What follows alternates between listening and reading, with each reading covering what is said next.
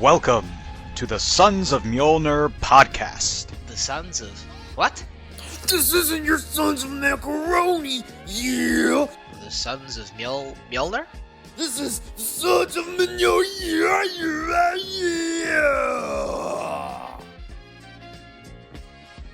Welcome back, everybody, to another episode of the Sons of Mjolnir. As always, I am your host, Fat Thor, and today I am joined by two of my favorite people in comics. I am joined by the wonderful Alex Cormack, who you may know as the artist of such books as Drives Like Hell, Devil That Wears My Face. And I am also joined by good friend of the show, David Pepose, who is the writer of such books as Space Ghost, Savage Avengers, Devil That Wears My Face, and many more. My friends, thank you so much for being here with me today. I am so excited to have both you guys here to talk about Devil. Oh, it's my pleasure. Anything to hang out with you, anything to hang out with my buddy Alex. I am so thrilled to be here. I couldn't have said it any better myself. So anyone who is a fan of our channel or have maybe tuned into some episodes before, you will know that we've had David on a couple times. If you want to go check out our previous episodes all about Savage Avengers, we also talked about the beginning of The Devil That Wears My Face, which is what we're going to be talking about today. Please go check that out, and also go check out our previous episode with Alex Cormack and Douek to hear all about Drive Like Hell and all about what that book is about. But today, my dudes, we are here to talk about The Devil That Wears My Face because we have the last issue is coming at us fast, the last of a 6-issue series, and my golly, has this series been great, guys. I have really been loving it. Like I said, me and David got to talk about this, feels like forever ago now, but when the series first started, but now we're wrapping it all up. So before we get into some of the nitty-gritty stuff of this last issue, I want to ask just both you guys, how does it feel to have this last issue be coming out? It's been almost like a year now, right, of this whole thing? Something like that. Yeah, we announced the book at San Diego Comic-Con 2023. And and so it'll be coming out, May. So kind of staring down the barrel of the next Comic-Con. Yeah, nobody's more blown away than me to see the response that the book has gotten. To see how positively everyone has reviewed it, and I think it really speaks to like horror is such a fun genre, but I think also it's Alex, the way that he's realizing this story. I've said from the beginning that I think he's one of the most talented horror artists of his generation, and to see the work that he's been doing on Devil, it really is, I think, the work of his career. And so the fact that seeing people respond to that as positively as they have, I mean, it feels like a no-brainer to me. And I'm just really happy to be along for the ride, to be able to kind of like tell a fun story with that. I love it. It's all about me. Alex, like, I carried this book on my back. Yep. Just give me this. That's my hands are really hurting from holding on to your coattails. No, like I think it's been a really I think, and maybe this is me pulling back the curtain too much, but like I think anytime you do a book, there's always a degree of like give and take, and there's always a degree, I think, of compromise. And I think the thing that I'm so excited about with this book is that like I don't feel like I had to compromise anything on this book. Like this book feels like, I think, the biggest possible swing, and I think that speaks to just how talented Alex is.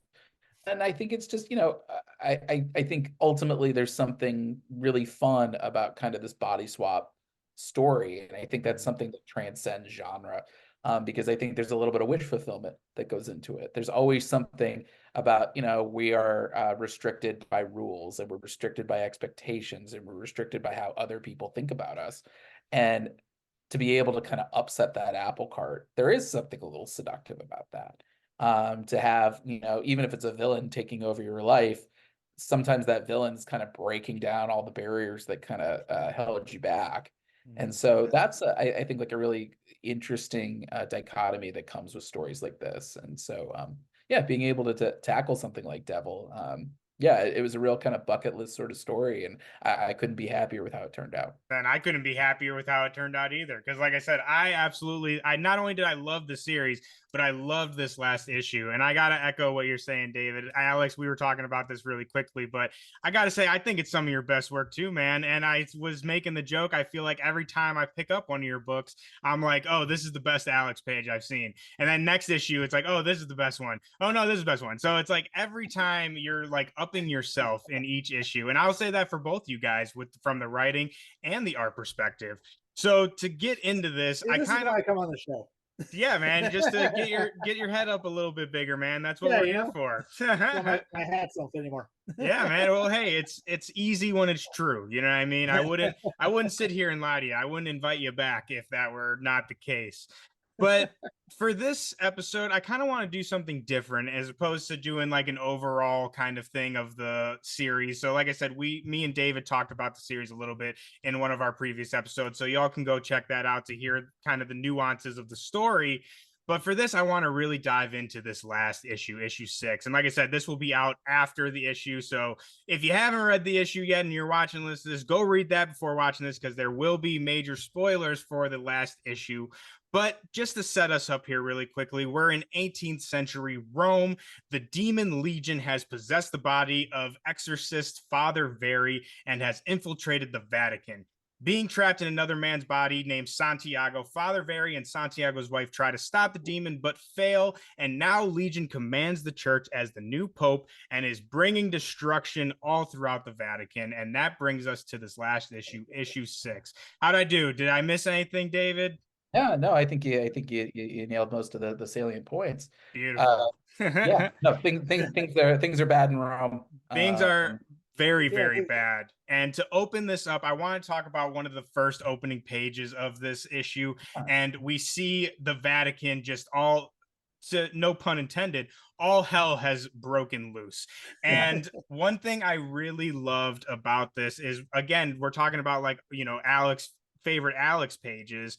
We get one of the first pages we get is Legion on his new throne, and this throne is just a monstrosity of body parts and just crazy, you know, nasty stuff.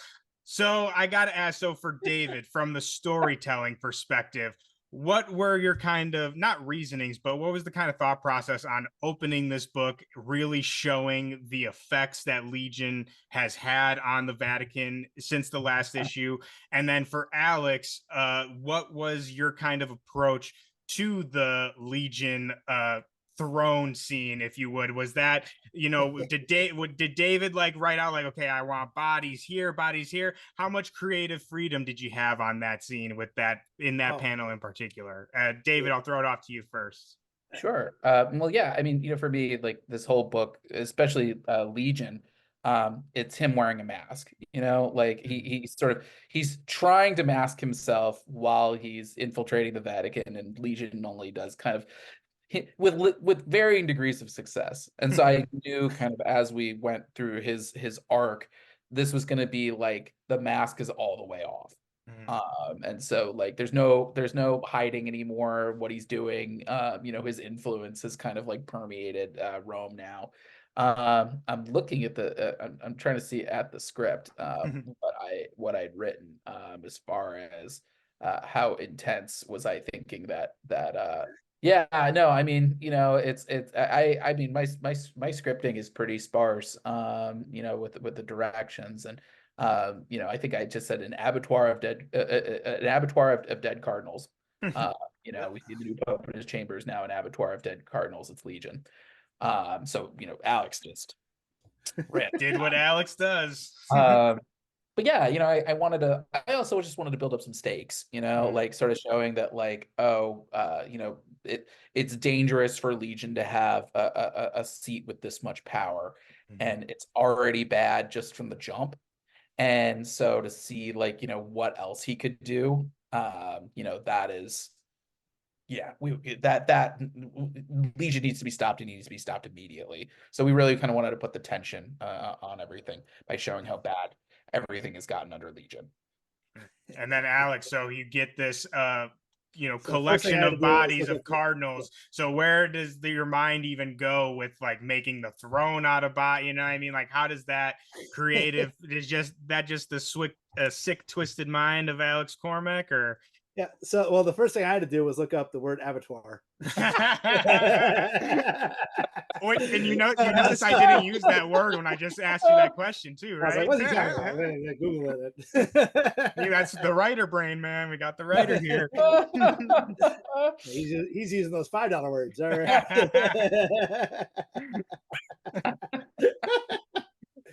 No. But no. So I was like, all right. So we're gonna kind of like turn this whole in like kind of a like just have some bodies hanging upside down. And so I just kind of like, all right, well, and we'll have like I forget if you had like a dude. Oh no, he had like he was talking to another priest, and basically in the next page you flip and he's like, this guy's about to get torn up, but then all of a sudden he sees that our hero's running around in the background. He's like, oh, there's the guy I've been waiting for. So as far as the throne, yeah, I was thinking like, all right, so we'll have all these bodies kind of hanging down, and a lot of that was just like, all right, let's make sure that let's get my big like Grey's Anatomy, this monster book that I have, put that out so I get all the muscular and like all that as correct as I can. And I figured like treat it like a real meat locker. They got like lobbed off their heads and did something with them. I'm sure they're on stakes, probably sitting outside of the Vatican somewhere. And then I was thinking like, all right, well, he's got to be sitting on a throne, and I was just kind of sketching it out, and I was like, oh well, I'll just have him be like, all right, these are the bodies that he dealt with, that he hung up, and these are bodies he just hasn't gotten to yet, and these are guys that he just killed, and they just kind of happen to be there. So like you can either see him like he's just sitting on all this like these corpses, and he's just got his feet up and he's relaxing. Like, this is great. Chilling.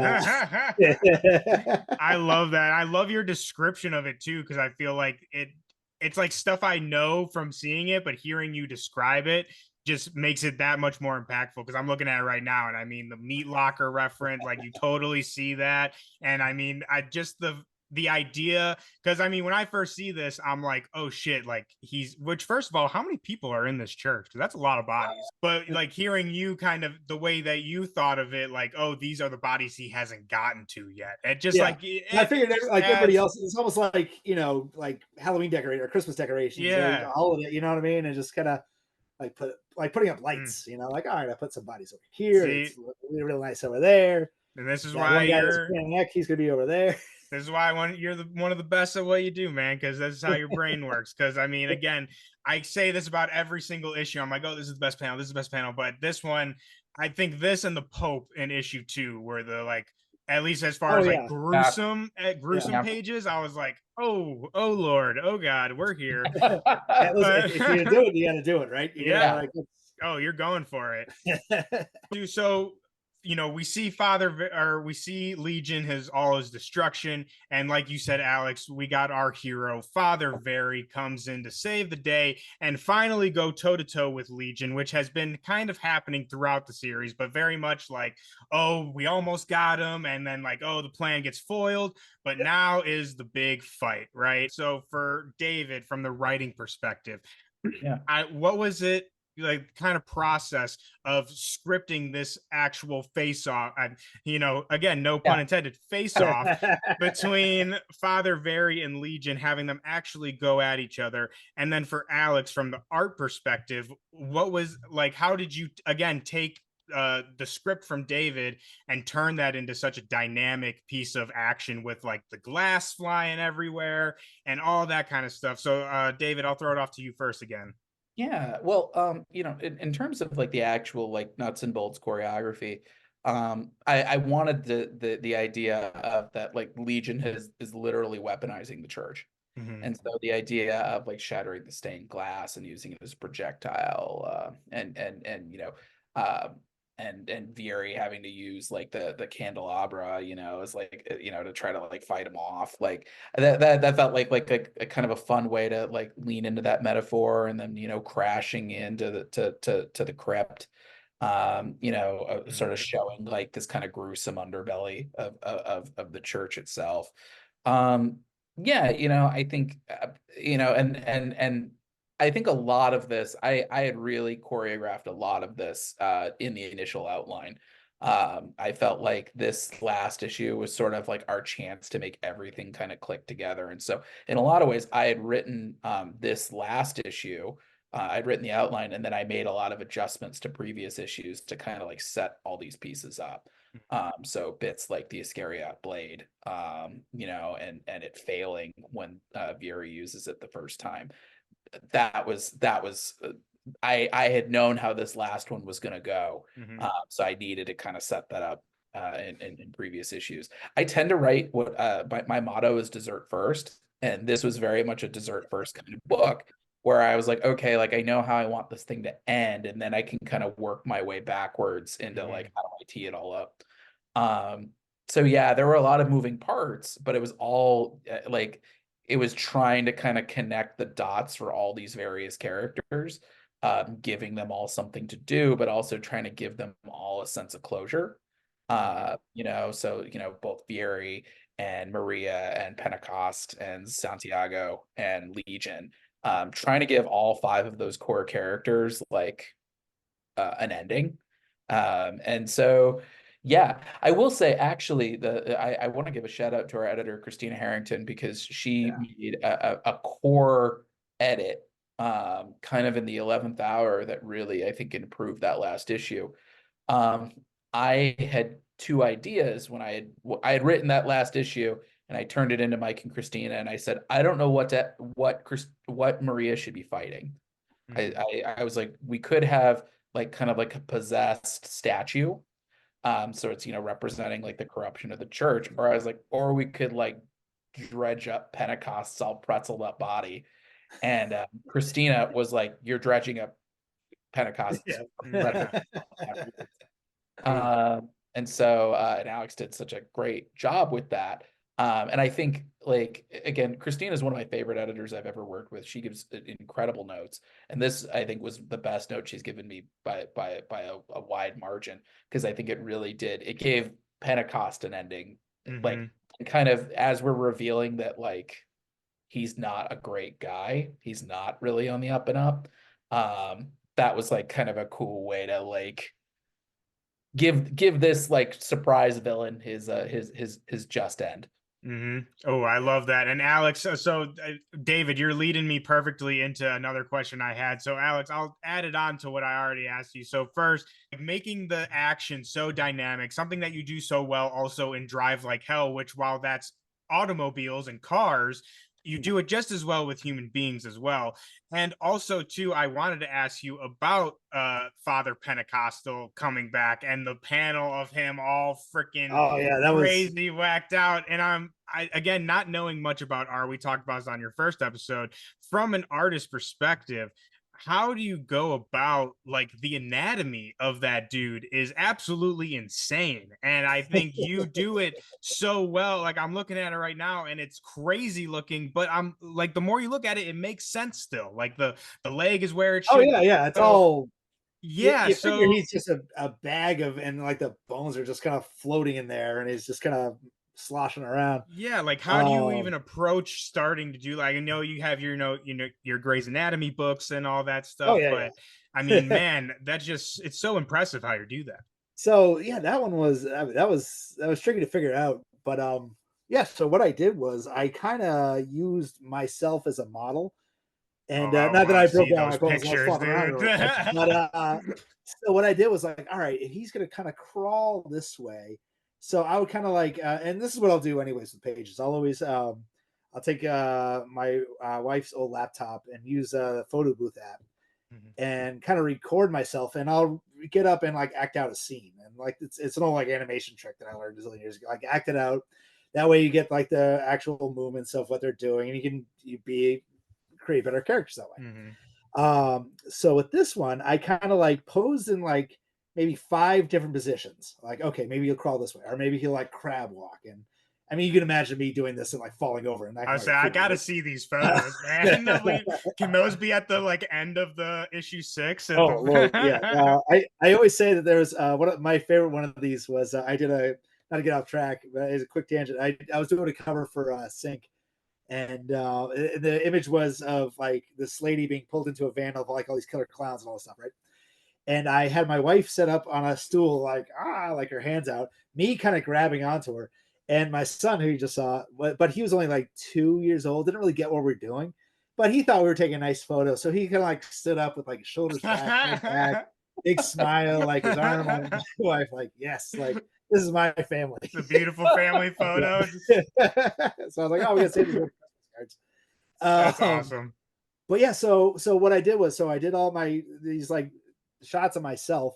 Then I took those and I took like the 5 images of like, all right, this is this panel, this is the kind of angle I want, and I took that and I cut like basically cut out the pictures of myself, and I'm gonna take an arm from this photo, but I'm gonna move it to this. I basically did a crazy collage of myself, like all gangly, and That's crazy. and made sure that everything's still. And then I drew from that, and then drawing from that, even adding a little more of like, okay, like a bone sticking out a little bit, but it hasn't broken the skin yet, or like how's the fabric looking and all that stuff. So I didn't like get like the full priest outfit on, but yeah, that's basically how I went about doing that guy. And that's nice. yeah, and I remember getting those pages like doing layouts, and I was like, oh man, we're gonna bring him back, and like this is perfect because we, like you were saying, we had this great kind of reveal at the beginning of the issue, like, oh, well, this guy like what this guy's done. He's not like, you kind of like you see him through the series, like he's kind of like a father figure. Mm-hmm. He's a good guy. He's like on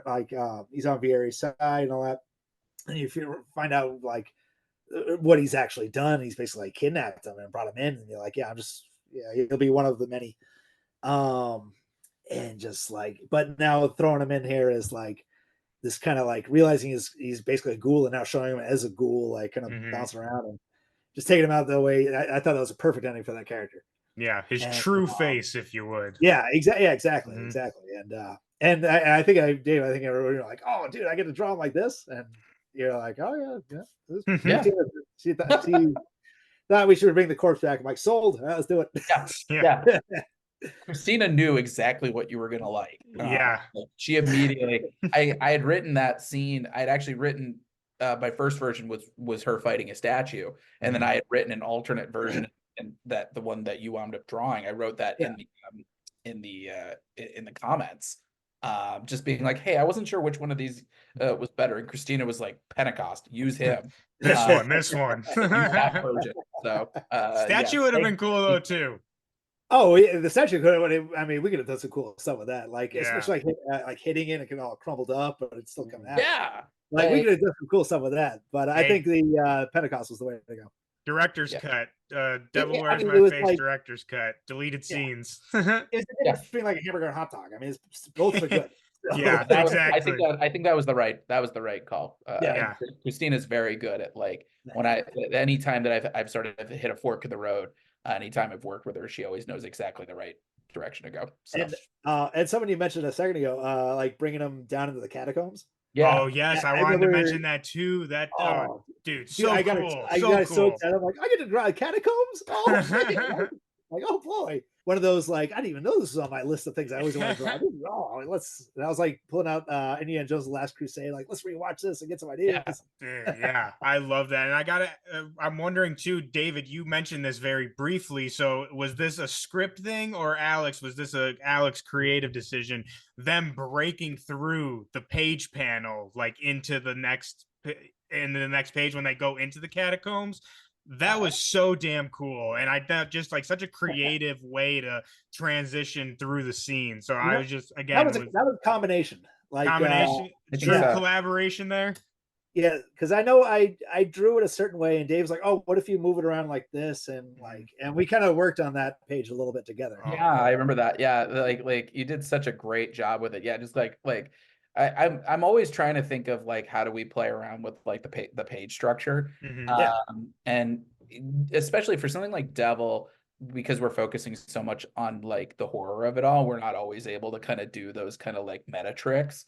But that and I think the car chase or the carriage chase in issue 4, I think were like the two opportunities that we were really. I guess actually the Vieri in Hell. In issue 5, we were able to do a little bit of that as well. But like, Yeah. I'm always like trying to find something to do like that, but usually, especially in a book like this, like you can't play it too cute. But Mhm. that was an opportunity where I was like, yeah, like Dude. let's play with that panel construction. And Alex did such a great job of like, let's set up that scene change of boom, let's put them through the floor. Oof. Yeah, I loved it so much. I thought that was just so. I literally had to flip back to. I was like, wait. I gotta look back at this. This is freaking great. So they break through the panels, the floor panels, and they're in the catacombs. And then we kind of get to the big climax of this fight. And one of the biggest parts of this, which when I saw it, I was like, I should have seen this coming, but I didn't. And the rats, the army of rats. So Legion commands this huge like army of rats, right? But then Father Vieri actually turns it, does a little topsy turvy on him, and flips the rats on him to actually, win the whole battle. But I got to ask for David, what is the significance of the rats? Because I noticed that there's a little scene of rats in the first issue when Vieri first gets possessed by Legion. So that obviously was something you were kind of laying a little bit of breadcrumbs for. And then for Alex, how sick of drawing rats are you? And is it more or less than centipedes? Oh, Dave, you go first, but I'll answer.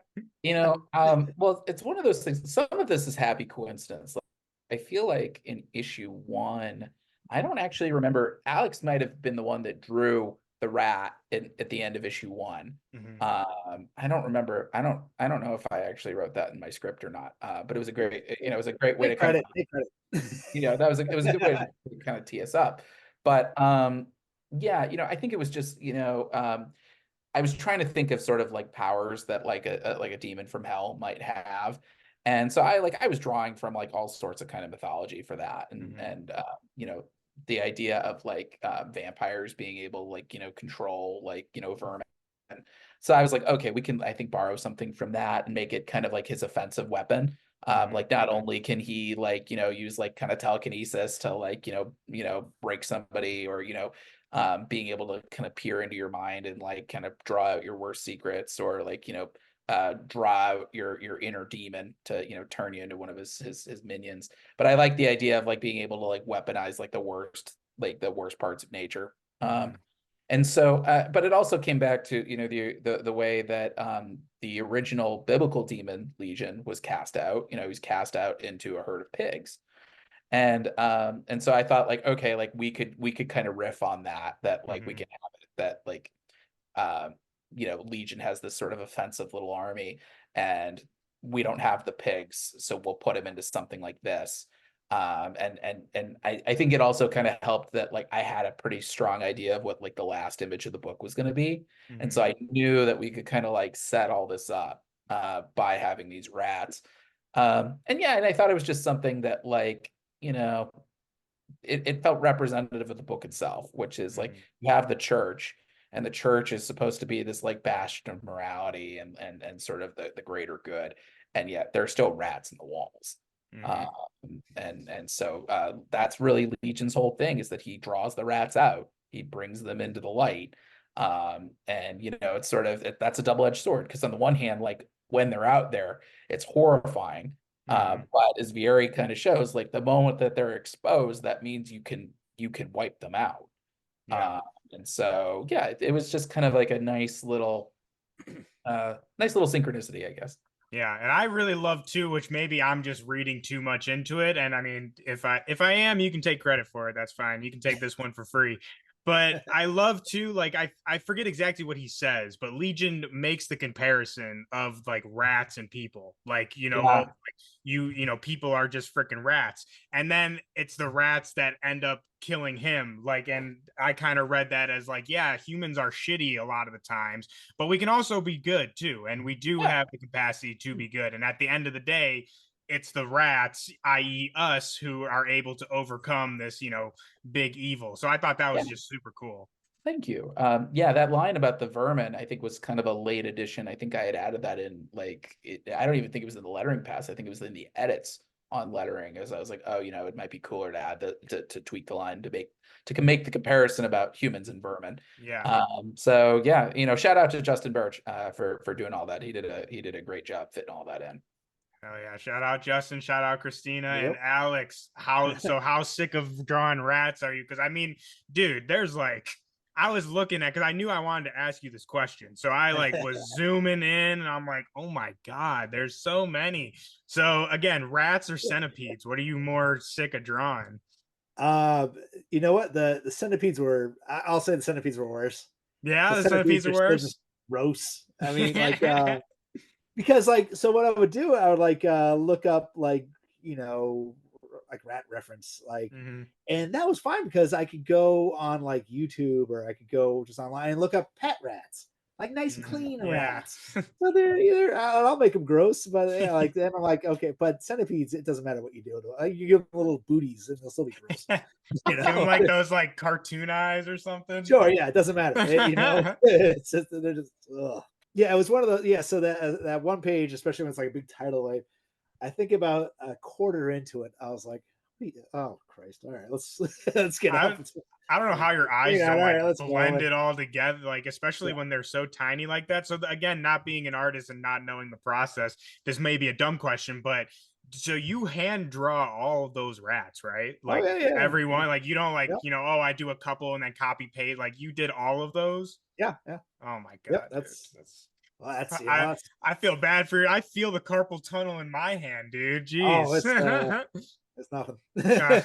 I love it. You Well, gotta do it with your shoulder. You get your whole arm moving. Well, I mean, Uh, it just goes to show again, me and David were hyping you up when we first started this. It goes to show why you're the best at what you do. And I think that just you take that extra effort to do every single rat. And I'll even bring it back to one of the first pages that we talked about with the Vatican when everything's going to shit. Something that I noticed and that I love about your work in general is again like you have a bunch of people, right? And there's people in the front and there's people in the background, and every single one of all those people like have a face and like details to their face. And not to talk about any other artists or anything like that, but I feel like there's a lot of artists who would take the easy road out. It's like, oh yeah, do a little head there or whatever. But there's detail in all those people, and which again just goes to show how great of an artist you are. And I want to talk about with the faces and all that stuff, something I wanted to ask you. And again, this also can go to the writing perspective too. Something I love, and in this issue in particular, I think it's the scene where Vieri's yelling at Pentecostal, or maybe that might have been issue 5, but the character acting that you do is just phenomenal and like really emphasizes the emotion and like how the characters are saying certain things. So Alex, for the art perspective, again going off of your approach to the facial acting, I know you take pictures and go off that, but I just feel like you do it so well. And then David, from the writing perspective, how do you write characters acting in such a way? Does that make sense? Like when you're writing very screaming, like how do you get that message to Alex of how you want the character to look, right? Alex, I'll throw it off to you first this time. Yeah. Sure.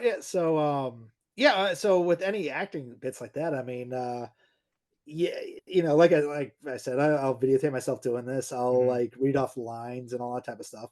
So basically act like an actor doing like a screen test, basically. And I'll go off the facial features I'll do, but then but instead of just doing a carbon copy of that because that would be boring, why don't I just watch myself then? That's a starting point. Then you kind of add to that, push that a little bit, like emphasize like if they're really angry, obviously it's the basic stuff, down eyebrows, big mouth. That's going back to like just basic cartooning, but I'll give credit to I'll give credit to like my animation background. So you had to really like get into the character, you had to act the character, you had to like had to figure out, all right, well this like going to animation, Daffy Duck walks this way but Bugs Bunny walks that way, and just like little things that you never know, like, oh yeah, I guess he's more stiff and he's more loose, and so you kind of think about what each of these characters are doing, what's like going on in their head, especially in the moment. Like that scene you were talking about where Legion kind of like starts almost almost breaking his character of like almost taking off Yeah. his mask. Like I kind of wanted to just like he's almost slipping. He just barely slipped. And if Maria didn't show up right then with the gun, he might have just been like, all right, you know what's enough is enough, and tore the dude up just right then. Mhm. And then just got on his way that way. But yeah, that was just a matter of like drawing it and be like, all right, well, is this pushing enough? It's not pushing enough, and you just play around with the drawing long enough, and then you're like, all right, I think that's where it's as close as I can make it. Mhm. And yeah, that's all. It's Dude, easy. A killing bunch of it. lines. It's nothing Yeah. great. And then so David, again, like from the writing perspective, when you're writing just like kind of dialogue scenes like this, or like the scene we're talking about where Legion, flips out at Pentecostal, how do you go about portraying that kind of tone? Because I mean, at the end of the day, it's just words on paper, right? So how do you go about writing the way in which you want it to sound? Does that make sense? Yeah, well, I mean, some of it is, certain books I think lend themselves to acting Hmm. more than others. I mean, I think the more action heavy you go, the less room you have for these kind of these scenes that are more conversation driven, and so you're able to kind of like add in a little bit more acting and emotion. And so, a book like Devil, you're able to really do that. And working with somebody like Alex, who's so thoughtful about all this. I mean, I think that's one of my favorite qualities about working with him is that he is so deliberate with the acting and the body language, and he adds so much. I mean, he really elevates what I'm putting on the paper because I tend to write, like they've shown like Tom King scripts, and I think fairly similar. I'm not I tend to be pretty Spartan. I always describe my writing as water skiing, where like if I'm not moving fast, like I'm gonna sink. So like I tend to kind of like go pretty fast, particularly in the panel descriptions, because I'm a panel first writer. I do panels and then dialogue. I know there are other people who do the reverse, but that's kind of how I keep my pacing straight. And so, for me, I'm always trying to visualize like, okay, like I'm having a conversation, like how do I kind of vary up, like what I'm asking my artist to do. So it's not just talking heads, like, and then thinking like, okay, like as I get to the dialogue of it all, what's the emotion here? Like, how are people kind of interacting with one another? But I think it helps with a book like this. The characters are very rooted in emotion, where you have somebody like Vieri, who like Vieri's kind of he's dealing with something, and we don't know exactly what it is, but like he is grappling with some serious shit. Whereas like Legion is like this guy who he's got this rage to him that he's like barely keeping under wraps. But he's also like what rage, I mean, there's rage, but there's also like an irritability, you know, uh, uh, of, Yeah. just, of just like these pissant humans, like, like the fact that he's sort of infiltrating, he is playing a little against type, and I think the idea that he's got to like scrape and bow to these like puny humans, like it does rub him the wrong way a little bit. And so like being able to like kind of play with these things, and then meanwhile like Pentecost, where like he's completely oblivious to all this, and so you have him as like this like well-meaning father figure who suddenly like his protege looks like he's gonna rip his face off. And I think that's the thing that really reinforced the most fun element of the horror genre to me is not the people running around like about to get slashed, although that's cool. It's that like the amount of stuff that people are willing to ignore or gloss over because they're like, well, then I would be in danger, and I don't want to be in danger, so I'm going to ignore all of this. Like I'm Yeah. wow, my protege is acting wildly out of character, but like, that man's not going to kill me, and so Like, he that was must be hungry or something. I'm not gonna Yeah. worry about it. I think that's like an interesting like universal experience with the genre is that you're all you're watching a horror movie and you're like, don't go into the basement. Like we know things that they don't, and so that's like a nice little bit of friction to it all, that gives us a lot of room for variation of emotion. And but I really, I credit a lot of this to Alex, and that I really do, hearing the way that you talked about doing your reference. And now next time I see you, I'm gonna like pick your brain on how you do that, because what you said about like Daffy and Bugs walking differently, like a little bit. Love it. Like, but I think, having a collaborator who is thoughtful, about the not just like the characters themselves, but how are they playing off of each other in any particular scene. It's sort of, it allows me, I think I'm looking at sort of like a big picture view of things, and then like being able to trust Alex to like handle it on the ground, and then sort of for me to kind of then like jump in at the end to be like, okay, making sure the dialogue fits all this. Because I can tell you, like, I think my process behind the scenes working with collaborators, I think it's fairly hands-on. Like I'm always talking with Alex and Justin about like, here's, what do you think about this? What do you think about that? And bouncing ideas. And that was a great thing with Dave, because when I would toss on the page, Yeah. it would, like most of the time I'd be like, oh great, it looks, I love it. And a lot of times like, oh, but what if we do this over here? And it was never a bad suggestion. Like, yo, no, that's a great idea. Yeah, let's do it. And it was always, and I was like, no, like, yeah, give me these. Because if we do this, it'll make the book better. Whatever we do, this make this as good as we can make it.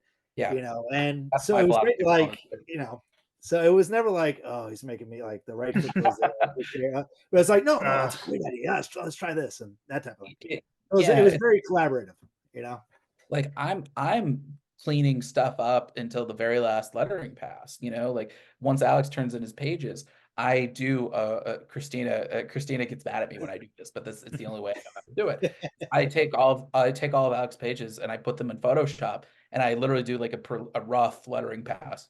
I take every line, and I've sort of figured out kind of what the metrics of like how big a page needs to be and how big the font needs to be, that it approximates what you would be, seeing in your screen or on your page. And so I take every line and I put it down. And I'm constantly saying, okay, like, does this line work in context? This doesn't really read right. And so then I'm like playing around with it. I mean, usually any day that I'm doing a lettering pass, that I spend a whole afternoon doing it, sometimes even 2 days. Just to make sure that everything reads right. And then even then, invariably, our letterer will turn it in, and it'll be like, you know what, it didn't look the way I had it on my screen. I got to take another crack at that line. So yeah, it's nice working with like with a collaborator who's so deliberate about all this stuff, because it really does take a lot of pressure off me, and that I'm not feeling like I know that I have somebody checking my work. Like that somebody else has also run the math and figured out how to like, make it all work. So it's really freeing in a lot of ways. And I think this is a book I'm so proud of, because I feel like we put so much thought into every single page and every single panel and every single line. So I will let Alex for that. Thank you. I love it. And I mean, you guys, I'm pretty sure we've talked about this with both of you guys before. I know me and Alex for sure talked about it with Rich, but the power of collaboration and just like what it really means to have a collaborator that you can fully trust. And like, you know, Alex said it best, it produces the best work. It's not about my idea. It's about the idea that's going to make the whole thing better. And so I love hearing about that. And especially with two people that I consider some of the best, I love hearing about that creative relationship between you guys. And going back to issue 6 specifically, we get the big reveal, which David, you kind of alluded to a little bit. Father Vieri has been dealing with something this whole series. He's been going through it, for lack of a better term. And we get the big reveal in this issue that Vieri is Jewish. He is not a man of the church at all. He has been Jewish the whole time. And so, David, I gotta ask, I mean, while I wasn't necessarily expecting this reveal, I think that the whole series has kind of been about Vieri discovering this kind of freedom, and that, like you said, he's been dealing with this throughout the whole series. So I want to ask you, kind of as a whole, what was the kind of thought process through taking Vieri on this journey of kind of self-discovery and freedom, and kind of shedding not only the physical demon of Legion, but his kind of inner demons that we see him go through the series. Well, the thing is, I was waiting for somebody to figure out this reveal. We kind of like teased little breadcrumbs throughout the whole thing. In the very first issue, we're talking about cholera numbers rising in the ghetto, and then we have Vieri burning as like their carriage goes through the ghetto. Dude, yeah. And See, it's like all the signs are there, but I was thinking more so like a reveal, like, oh, like this person's a demon, and which it's like No. looking back on it, I should have been thinking the spiritual side of it, because that's like what the book's about, kind of. Well, it springs to the other reason why I was stunned that nobody had thought of the twist is I don't think it's any secret that I'm Jewish. I wrote this book in a lot of ways because I wanted to impress my father-in-law. My in-laws were all raised Catholic, and my father-in-law loves demonic possession stories. Ooh. And so I wanted to write something that like I could be like, hey Charlie, like I hope you enjoy this book. And but the thing is, I kept thinking like, on the other side of the equation, if I wrote like a straight up like Catholic horror demonic possession story, like how would my mother feel? My Jewish mother, how would she feel about all that? Hey, man. And so I was able to kind of like solve one problem with the other in that, this going back to just the mechanics of this story, it's about an exorcism gone wrong. The exorcism backfires. And why does the exorcism backfire? And it's because he doesn't believe in this. And it's about, in certain ways, it's an inversion of my work on Scout's Honor over at Aftershock, where that whole story kicks off. The inciting incident is about Kit like realizing like the whole religion's a sham, that the whole thing's built on a lie, and like can she still find any meaning in the teachings that she grew up with. And so for this, I was kind of like, let's do the reverse, where it's like, I know as the writer what the deal is, but we're gonna keep that secret until like the very, very, very end. And so that was sort of my way of like, how do I feel comfortable as a Jewish writer writing a Catholic demonic possession story. And I had read that was something that did happen, is that especially back in that era, is that there would be kids who, Jewish kids who would be, they'd be sort of taken out of the ghetto, and they would basically be indoctrinated in the church, to sort of, it wasn't a frequent occurrence, but it happened enough. Yeah. And so I thought that was like a cool way of sort of leaning into that Vieri can still be spiritual, but it's also still, the whole book is about like him having to like face the truth. And that's sort of the inciting event, is that we all think it's this exorcism that in the Bordello district, that shook his faith, but it's that he's learned that like this woman is like, oh, here's this necklace. And that was something Alex and I talked about a bit, is that when I wrote it, I had initially written it as a straight up Star of David necklace. And then I was doing the research, and I realized like the Star of David actually hadn't been like invented as like a symbol of Judaism yet. And so thankfully we were kind of able to circle the square a little bit in something that's called the Seal of Solomon. And that goes back centuries. And that is something that does go back to sort of Jewish lineage, but also is supposed to be a talisman against demons. And so I felt like, oh, that's like a real like win-win in a way that feels historically accurate, but will still make sense to a reader in the modern context. And so that, it's funny, and maybe I'm sharing too much, but I think a struggle that I've always had as a Jewish writer, particularly in comics, where I think this industry was built by Jewish creators, but I think there's always like a little tension about like, how do we represent ourselves in our stories, because we don't want to preach to people, and at the same time, like I think there's always like a degree of self-consciousness, like I don't want to write Fiddler on the Roof, and I don't want to write Woody Allen. How do I write a story that feels that does represent my upbringing? And this, I think, was sort of the most overt way I was able to do so. In a way, Hunters was a show that I really liked, that I felt like, oh, that felt like having Jewish characters in a way that it didn't feel nebbishy, or didn't feel like they're out of the old country, but felt, like active and had their own agency and their own power. And so being able to kind of have that be the twist that our whole series anchors on, that felt like a way that I could like tell this story, have my cake and eat it too, and still be able to sleep at night. Yeah. So yeah, having Vieri, that sort of be his big secret, is that he found out that this his whole way of life was a lie, that he had been sort of indoctrinated, that he had kind of blocked it all out, and then all the memories came rushing back. That's sort of the gift that Legion gives him, is that he by throwing him out of the church, he sort of has had to kind of confront all of this. And that's sort of what, Legion thought he was banishing Vieri, but in a lot of ways he set him free.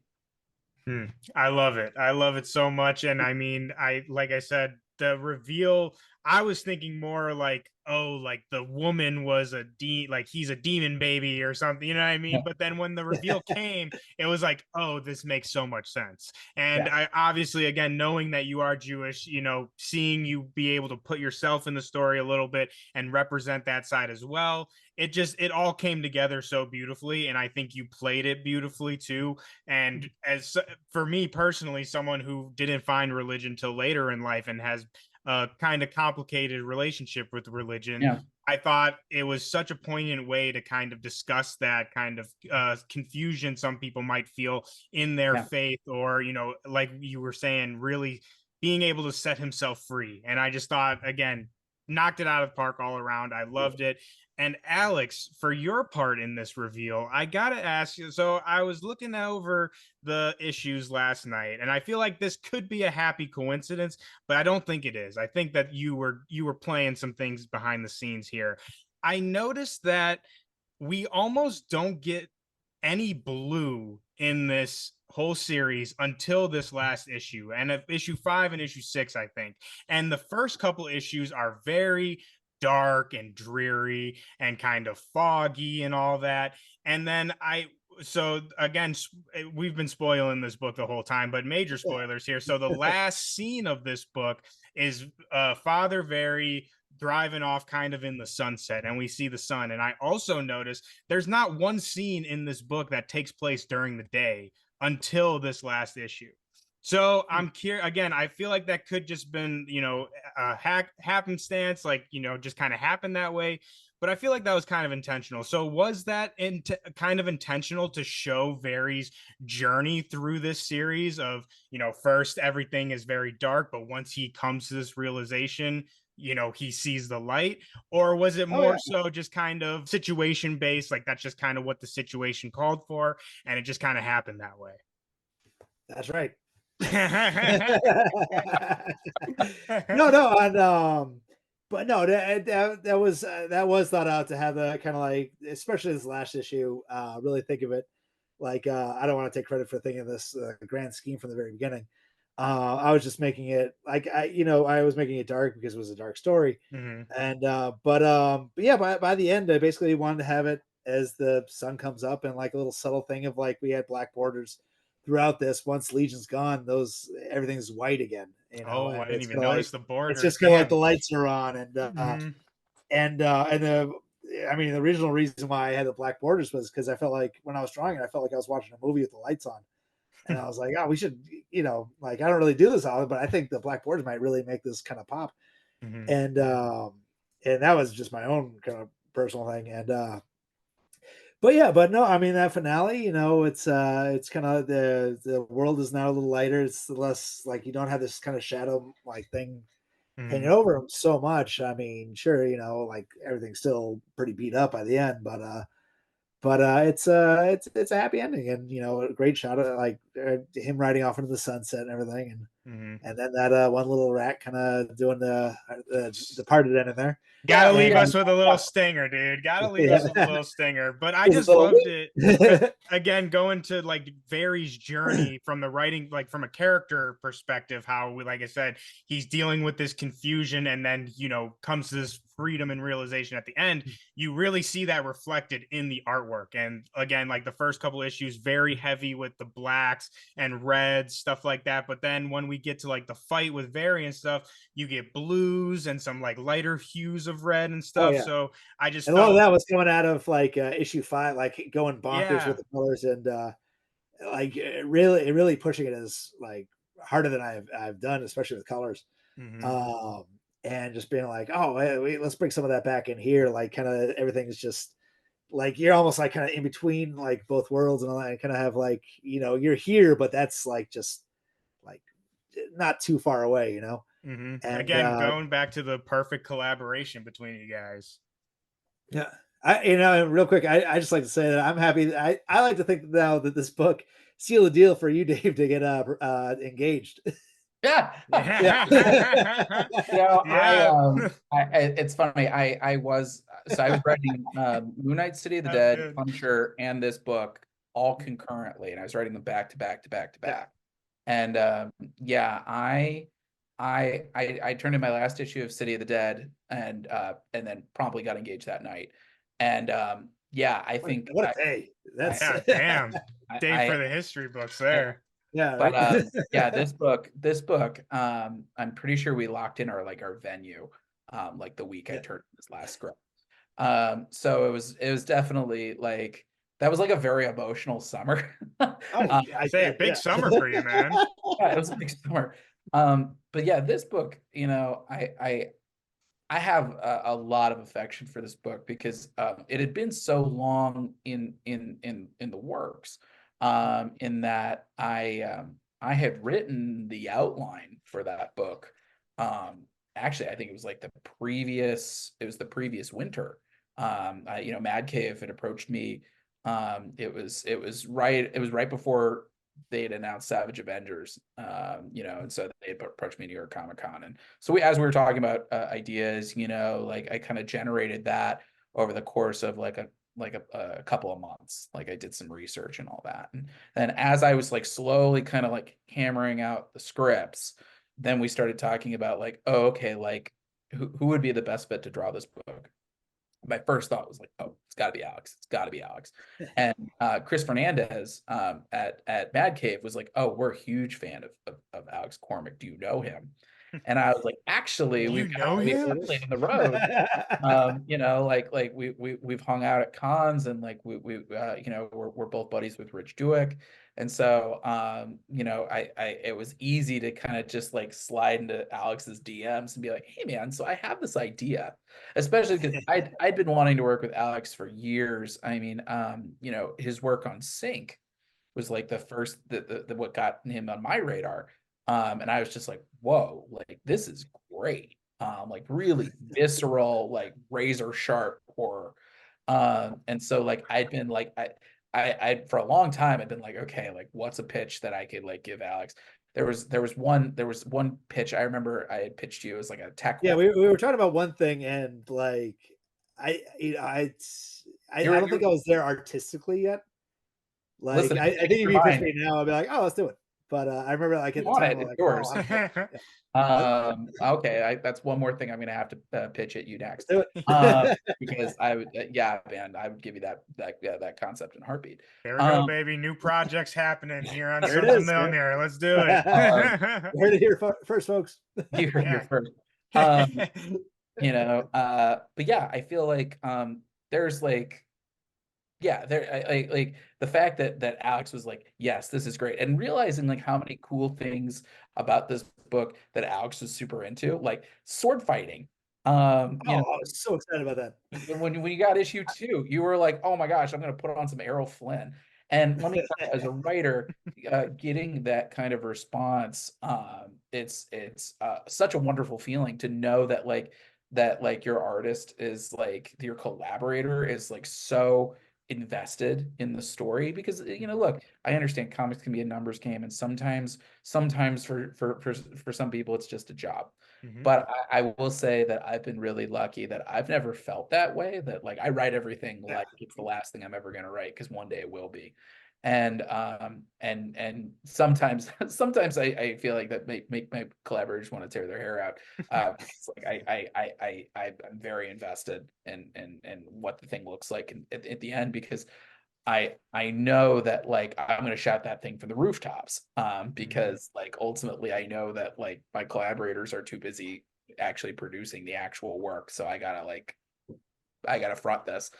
And so yeah, working with Alex and just seeing how invested he was in it and how much he added to it, that's why I'm so proud of this book. Like, it really is, I think, one of the best creator-owned books that I've ever had a hand in, and if I'm being honest, it's probably one of the best books, period, that I've ever had a hand in. And I think that's just because it's like seeing a creator who's at the top of his game, but also seeing how invested he is in it. And how much he's elevating. So yeah, I mean, I couldn't be happier with how the Devil That Wears My Face came out, and I was just rereading the whole thing last night in preparation for this, and I was like, yeah, that like that's a book that like that slaps, dude. Who wrote this? Yeah. I was like, it read great in singles, but honestly, like once you read it and like as a start to finish read, I was like, oh, that like worked out nice. Yeah. I'll say it's a great binger. Like, don't get me wrong, I loved it as it was coming out, but same as you, I was just reading them all before we hopped on here, and it really hits good as like a binge, like just right after another.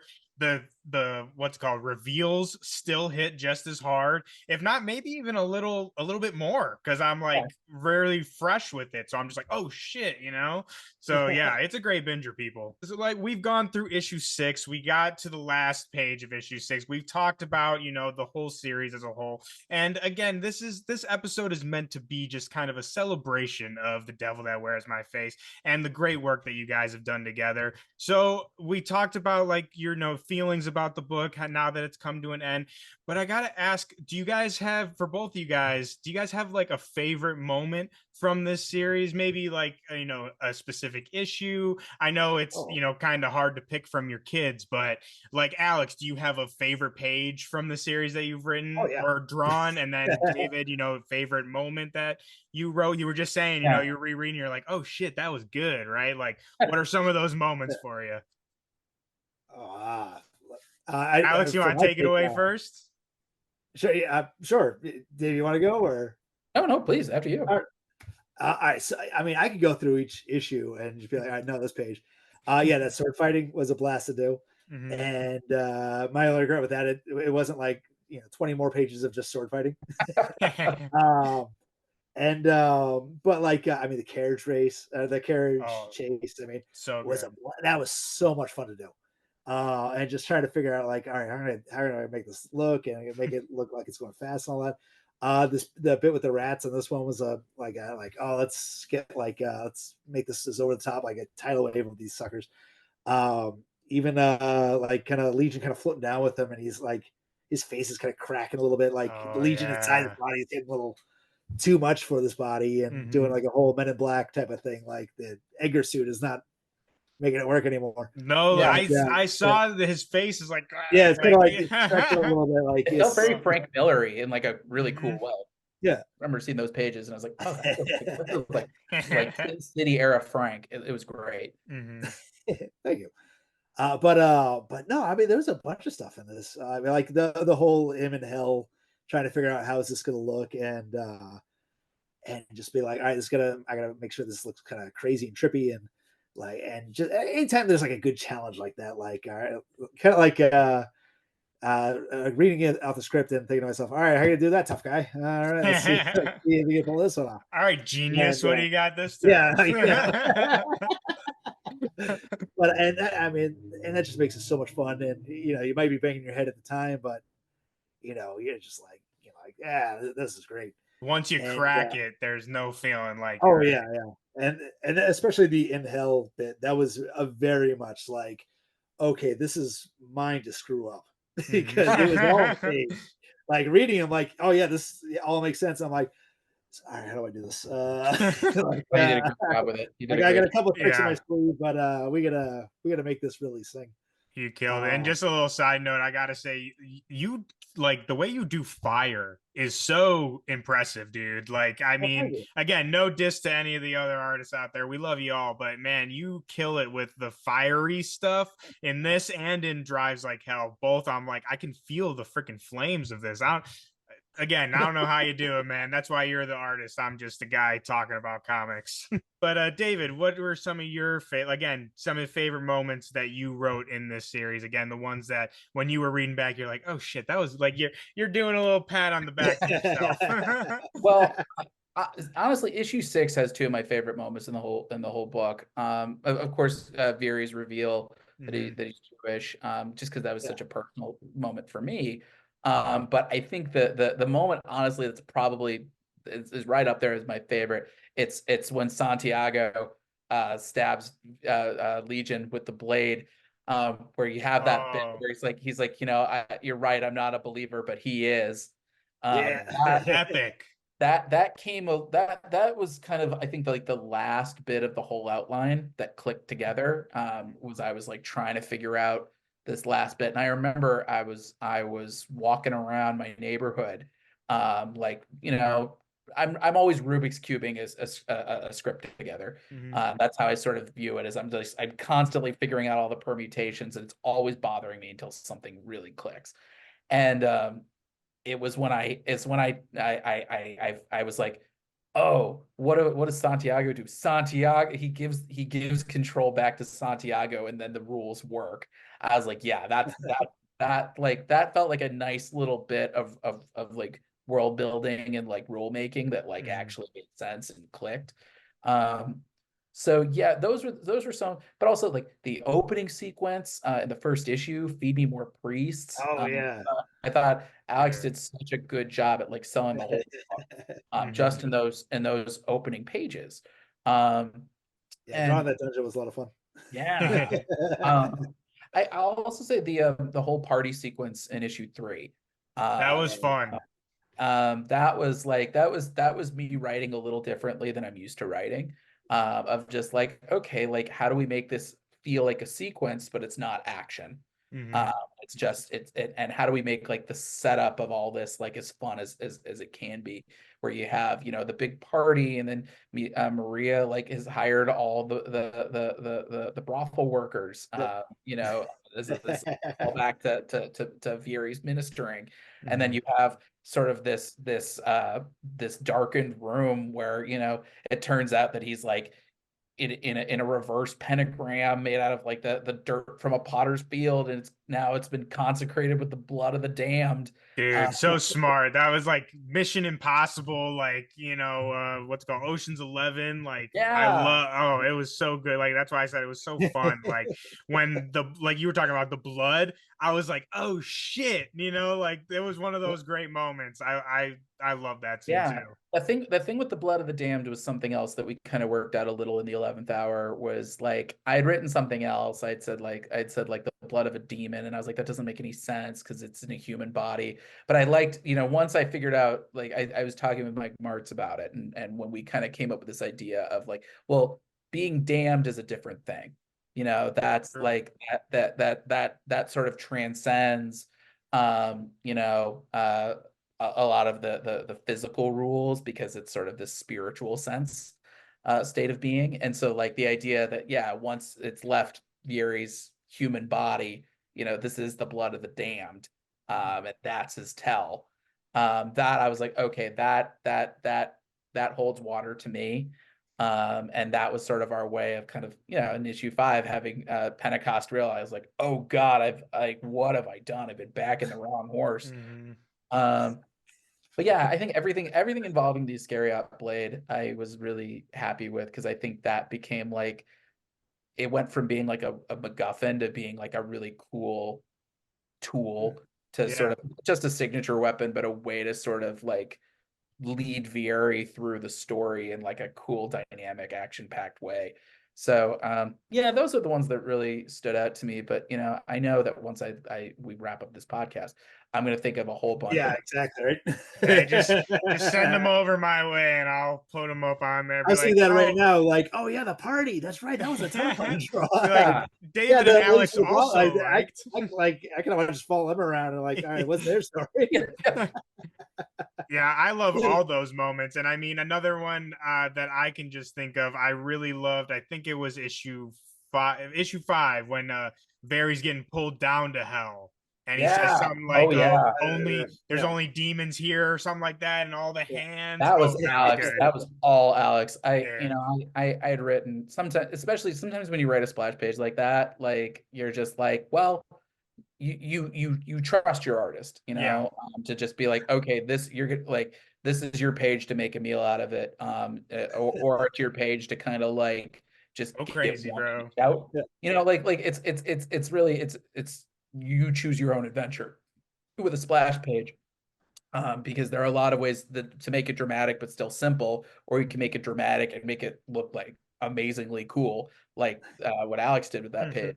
And I remember seeing that. I remember I turned to my fiance and I was like, "Oh my god, like look at this." Yeah. And I will say, it looked fantastic in black and whites, but then it was sort of I had like a double moment when we saw when Alex turned in the colors for it, and I was like, Jesus Christ, like great, Killing great. it. Like, oh my god. Yeah, that's literally my reaction every single time. And I mean, there's a bunch of other ones. Alex, you already shouted out a bunch of them, but that's one that we hadn't mentioned yet that I really loved. Kind of talking about this with Alex's art, how it seems like every issue, it seems like you do better, and you're up in yourself. And David, I'll put that to your writing as well. So I was curious, now that the issue's done or the series is done, and I know you guys both got great stuff coming down the pipeline, but was there anything from Devil specifically that you maybe learned or maybe discovered about your writing process or your drawing process that you're going to take on with you to other projects? Yeah, I mean, for me, the biggest thing was writing something without captions. Okay. Like I a lot of my books do have captions, and some of that is based on the structure of the book, and some of that, especially like my Marvel work, sometimes that's by request. But for me, I think sometimes that can be a crutch. And so being able to write something that feels a little bit more naturalistic, without that use of captions, it kind of it forces me to both kind of tighten up my dialogue because there isn't that secondary track to lean on, but also like I think it lets me just kind of also trust my artists more. And so that's something I'm certainly bringing that to the fore in my new Space Ghost book.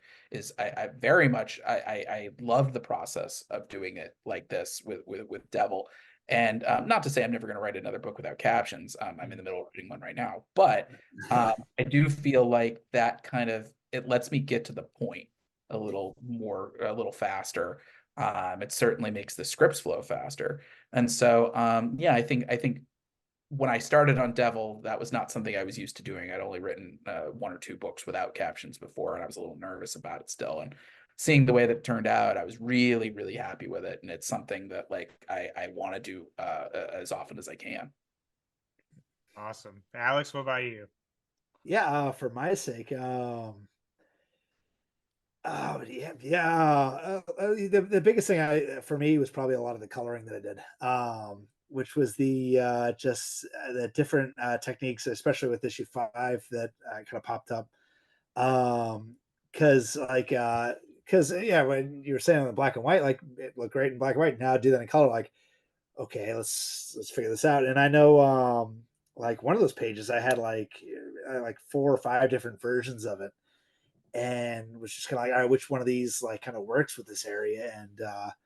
And I know, yeah, that I pushed myself hard on the colors there. So and I remember thinking like, all right, this is either going to look really neat when it comes out, or it's going to be all pixelated and garbage. And I was like, well, and I did all the tests to make sure it wasn't all pixelated and garbage. And I was like, all right, well, here's hoping. And it came out looking like I wanted to look like. So I was like, oh, phew.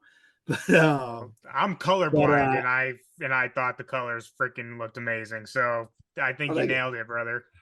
But and then like in a lot of like the and yeah, just going with how because after like that sword fighting thing, I'm like, oh, like wow, what if I do this and this? So I have like a bunch of like, oh, I'll try this and I'll keep that in my back pocket for now until another thing like that comes up.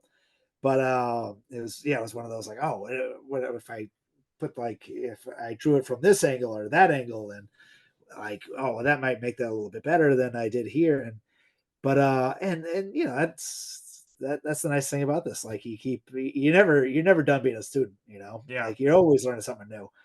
And you know, and by the time you think you do got it all, that means you're not trying hard enough, and you know, give yourself a kick in the butt, and then you know, you get something new out of there.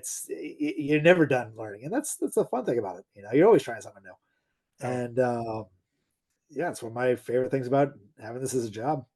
Oh, I love that perspective too, because I'm sure. I mean, me and David have been gassing you up this whole episode, man, talking about how great you are and all that. So I'm sure, especially like at your level, it's very easy to just be like, yeah, dude, I know how to draw, like, you know, easy, right? But to have the perspective of always wanting to learn, always trying to improve, I think that just is such a great perspective to have, especially as a creative. And again, it just shows in your work for both you guys, from writing and the artwork. I cannot say enough good things about this series. I have been loving it since the jump. Like we said, San Diego Comic-Con last year, so that's almost an exact year, because we're coming up on this year's Comic-Con.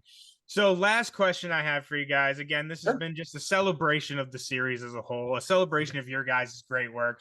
But I got to ask you guys a quick fun question. So we were joking about Animal House earlier. So this series is very much, David, you've described this series very often as like a face-off sort of thing, the movie Face-Off with Nick Cage and all that. We're having a face-off situation in the Animal House universe.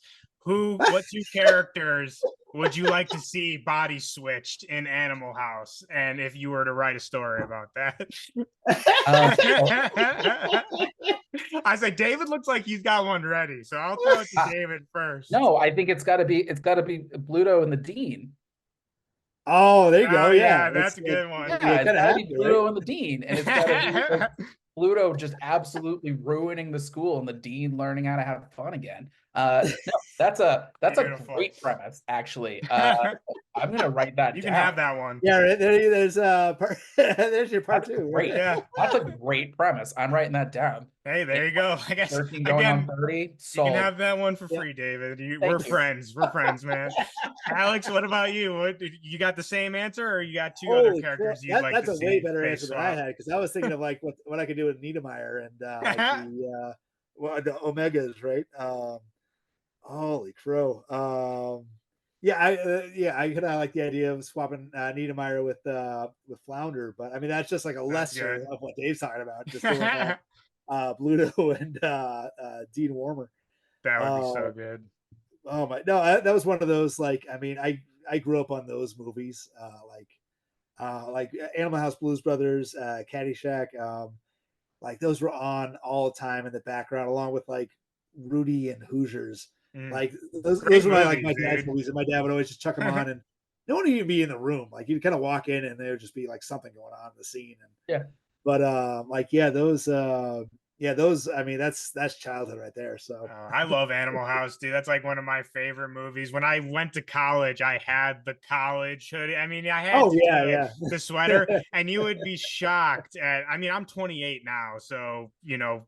It wasn't that long ago, but you would be so shocked at how many people had no idea, and they would be like, "What's up with the sweatshirt, dude?" You know, and I'm like, "Are you kidding me? Are you kidding me right now?" Like, don't you all have the poster? Like, in your right. Like that's like either with the Jack Daniels or the CD if you went to college and you did not have that poster in your dorm room, then you need to go back and enroll, because you missed out on a vital part of your experience. But yeah, like I said, I had to ask you guys an Animal House question. I was thinking Bluto, and I forget his name, but the Kevin Bacon's character, the like just religious kid. I thought that would be a good one. But I mean, David's got the answer. Well, no, that's why he's the writer, man. Right? That's why he's the writer. Reason why you're the writer. Got ideas like that Monopoly money coming out of here. Devil That Wears My Face, guys. Absolutely love it. I could not be more happy with how it turned out. It's been such a fun ride. I'm sad that it's over, but I'm glad that we had it. And to kick this all off and to end this all off, I want to, throw it off to you guys to plug what you guys got going on. David, I know we got Space Ghost coming out. Alex, I know we got a couple projects that, we maybe have to be hush-hush about. Yeah. Can't talk about them yet. I also want to ask again, I know hush-hush, but can we hope for another Alex and David team up in the future? Because, I mean, 100%. Again, you guys knocked this one out of the park, and it was so much fun. So the streets need more. The nerds need more of it. Yes. Yeah. 100%. I would work with Alex again in a heartbeat. I am constantly coming up with more horror ideas. The fact that after this, am probably going to pitch him on 2 or 3 more ideas is, it's such a joy to work with that I would do it again in a heartbeat. Wonderful. Absolutely love it. And then again, plug you guys yourself. Alex, I'll throw it off to you first. What do we got coming? What can you tell us about? What should the people look out for? I can't say much. I could say that new stuff is coming up, but nothing's been announced yet, so I don't want to. Well, geez, by the time to say it, I don't want you to get in trouble. I don't want you to get in trouble. So that's good. just know, people, like you said, Alex is still working. Stuff will be coming out, and when it is, I'll come back on the show and we can talk about it and all that. Hell yeah, brother. You're always welcome back here. We'll keep covering everything you got going on. So people, make sure to keep an eye out for anything Alex Cormack. Not only will it be some of the best pages that you've ever seen, but he's just one of the greatest guys around as well. And David, what about yourself? Again, I know we got Space Ghost coming. I know we got a couple other things. So tell the people what we got. Everybody go grab that. First issue of Space Ghost hits comic shops everywhere May 1st. So the week before Devil That Wears My Face #6 comes out. And we're going to be on that for a year. I got 12 issues in an annual planned, my longest run on a series to date. And some other fun stuff is coming. I've got some more Big 2 work that I'm working on it'll probably be a little bit before we announce. Another creator-owned book that is from in a very different genre than I've ever done that we're hoping we will be able to announce by end of the year. So yes, lots and lots of fun stuff coming. The Return of the OZ on Kickstarter. We're hoping to do that summer. Once Space Ghost has sort of got its legs under it in terms of that release schedule. So lots and lots and lots of fun stuff coming beyond whatever magic Alex and I cook up next. Oh, I cannot wait. I cannot wait. And everybody watching and listening to this, you all should not wait either. Go run to your comic shop, pick up Devil That Wears My Face, pick up issue 6, and also pick up 1, 2, 3, 4, and 5 as well. Hopefully we're going to be getting a trade of that soon, maybe? Yes. Oh, yeah. Beautiful. They do have a trade of that. I think coming out in July. There we go, baby. July. Get your trades, get your single issues. I'm telling you guys, you're going to love this story if you haven't been keeping up with it already. I hope you guys enjoyed this conversation. We had deep diving into the last issue. And again, guys, I can not only thank you enough for coming and hanging out with me today. It's been so much fun. But again, I just want to say thank you for all the great work you guys have been doing together, because it has just been an absolute joy covering this series and reading it issue by issue. I could not be more happy and excited for everything you guys got going on next. If you all out there enjoyed this episode, please consider giving us a like and subscribe. It really, really helps us out.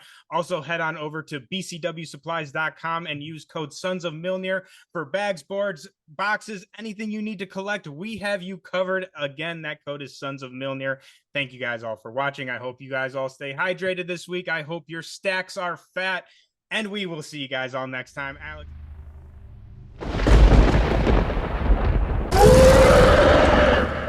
I can do this all day.